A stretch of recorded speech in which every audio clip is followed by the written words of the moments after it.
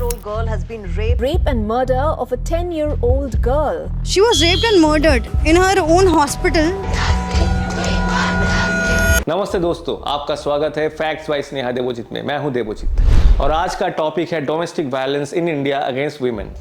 Rape is the fourth most common crime against women in India. क्या India वाकई में safe है लड़कियों के लिए? Is India really safe for girls? Where do we stand as a country globally? आइए देखते हैं। 16 दिसंबर 2012 की रात में हुआ देश का सबसे डरावना रेप इंसिडेंट। विक्टिम थी एक 23 साल की लड़की जिसका नाम था निर्भया। वो एक फिजियोथेरेपिस्ट इंटर्न थी।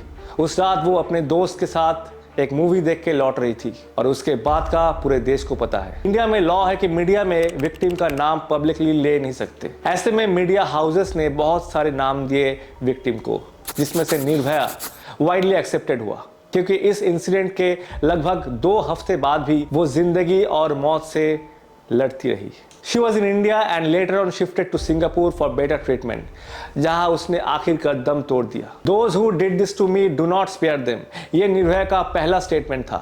जब उसका ट्रीटमेंट शुरू हुआ, ऑफिसर्स का कहना था कि वो बाकी रेप विक्टिम्स की तरह चुप नहीं थी, in spite of the fact that she was dying।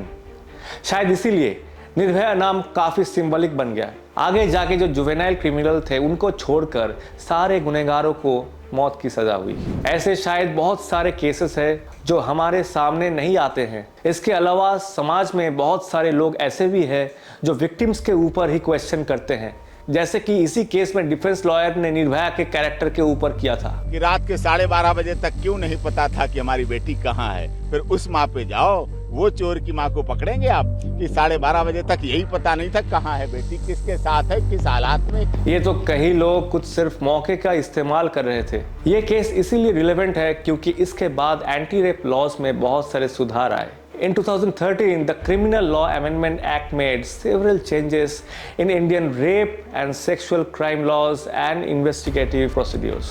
IPC की 375, 376, 166/A जैसी धाराएं अमेंड की गई। जैसे हमने वीडियो की शुरुआत में देखा था कि rape is the 4th most common crime against women in India. तो चलिए ये भी देख लेते हैं कि बाकी और किस तरह की क्राइम्स होते हैं इंडिया में अगेंस्ट वुमेन। सबसे पहला है दहेज प्रथा, जिसके चलते बहुत सारे लड़कियां शादी के बाद मजबूरन सुसाइड कर लेती हैं या फिर उन्हें फोर्स किया जाता है सुसाइड करने के लिए। इसके बाद आता है ऑनर किलिंग, जिसके बहुत सारे कारण होते हैं और उनमें से एक है रेप। मतलब ऑनर किलिंग के नाम पर लड़की के फैमिली वाले ही उसको मार डालते हैं। फिर आता है फीमेल इन्फेंटिसाइड, जहां न्यूबॉर्न फीमेल चाइल्ड को मार दिया जाता है ये सोचकर कि वो परिवार के ऊपर बोझ बनकर रहेगी।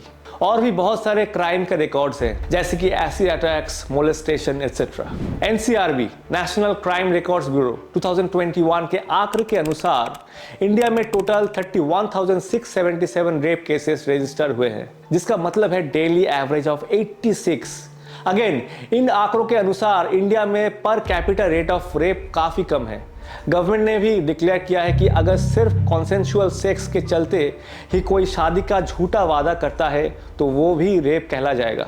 निर्भया जैसे केसेस जिससे मीडिया को बहुत अटेंशन मिला, जिससे इंस्पायर होकर लोग अब ज़्यादा रेप केसेस रिपोर्ट करने लगे। अगर इन आंकड़ों की मानी जाए and numbers of cases which goes unreported उनको भी कंसिडर किया जाए तो सही में जो एक्चुअल फिगर है वो शायद बहुत ही ज्यादा होगा। एक सर्वे के अनुसार 99.1% sexual violence related cases unreported ही रह जाते हैं। तो जिस आंकड़े के अनुसार इंडिया में हुए rape cases crime against women कम हो रहे हैं, उनका तो फाउंडेशन ही क्वेश्चनेबल है।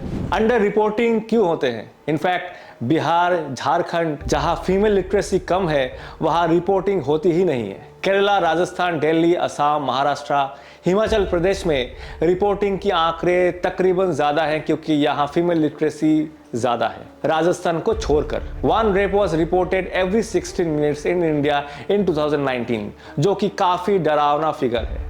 और ये बीमारी काफी पुरानी है। बंटवारे के टाइम पर बोला जाता है कि 1 लाख से भी अधिक महिलाओं की किडनैप और रेप हुआ था। 2013 में एक स्विस कपल इंडिया आए थे और वो एमपी के दातिया डिस्ट्रिक्ट में रात को कैंपिंग कर रहे थे। इस दौरान इनके ऊपर असॉल्ट हुआ और जो लेडी थी उसका गैंग रेप हो गया। 6 people have now been arrested in the Swiss national rape case in Madhya Pradesh. Of the 6 people, the police say 4 were involved in the gang rape. जब रेप केसेस हेडलाइंस बनकर आते हैं तब वो सिर्फ India में ही नहीं ग्लोबली भी सर्कुलेट होती है before travelling to any country, और हर एक लेवल के साथ एक सर्टेन कलर एसोसिएटेड है।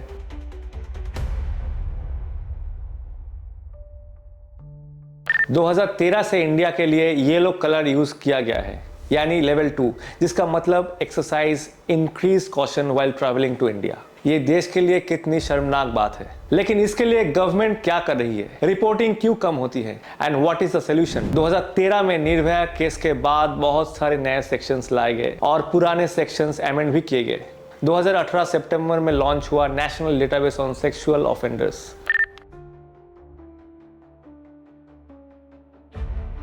जिसमें किसी भी तरह के rape, gang rape, POCSO and eve teasing activity involve हुए हैं। अभी तक इस डेटाबेस में 4,40,000 ऑफेंडर्स की इंफॉर्मेशन है। Again as a result of Nirbhaya case, India में पहली बार फास्ट ट्रैक कोर्ट सिस्टम चालू किया गया था, जहां रेप केसेस जल्द से जल्द प्रोसिक्यूट किए जाएंगे। लेकिन यहाँ भी थोड़े फ्लॉज हैं। इंडिया जैसे आबादी वाले देश में जहाँ ऑलरेडी लाखों केसेस पेंडिंग हैं और हर 10 लाख लोगों के लिए केवल 14 जजेस हैं। रिसेंटली लोगों में अवेयरनेस क्रिएट करने के लिए बहुत सारे इनिशिएटिव्स शुरू किए गए। स्कूल्स में भी सेक्स एजुकेशन के ऊपर बहुत ज़्यादा फोकस करना चाहिए, ताकि शुरुआत से ही देश के भविष्य पर इस घिनौने अपराध के खिलाफ जागरूकता फैले। आशा करते हैं कि अगले साल सेक्सुअल क्राइम्स के अगेंस्ट और ज़्यादा सुधार आए और अवेयरनेस भी बनी रहे। जय हिंद।